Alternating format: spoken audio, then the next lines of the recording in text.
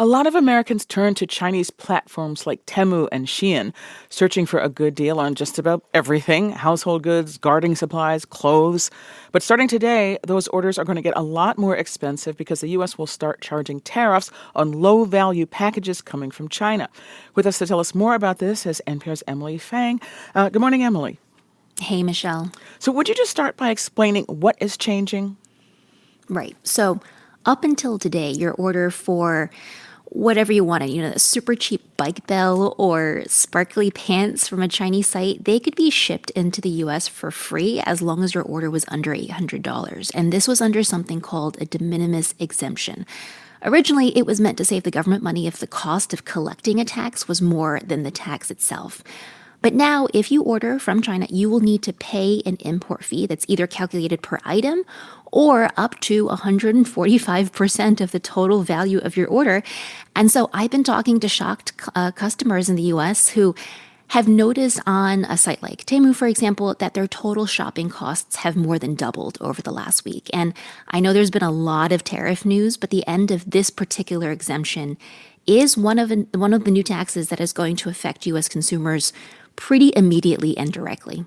Why is the Trump administration closing this loophole?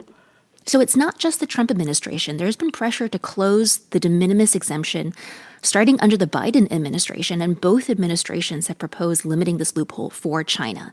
And their argument has been the exemption was great if you're the consumer and you're a bargain hunter, but it's not great for U.S. businesses who cannot compete with such low prices, or for the U.S. government, which was missing out on revenue by not taxing these packages.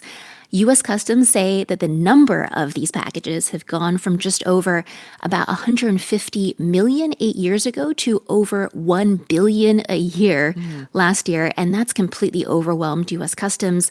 They can only screen a tiny fraction of these packages. They're looking for things like counterfeit products or items potentially made with forced labor or banned substances like fentanyl.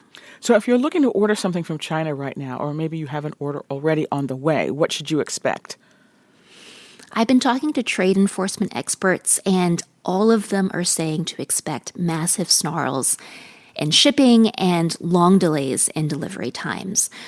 Ram Ben-Sion is one of those experts I spoke to. He's the CEO of one of these digital enforcement companies called Ultra, and he explains now everyone in this shipping supply chain is going to be impacted. So that includes customs brokers that now have to fill out new paperwork required for every small package being sent to the U.S. about where this package is coming from, what's in it. And it will also impact the U.S. government, which needs to suddenly step up screening for all of these millions and millions of packages coming in.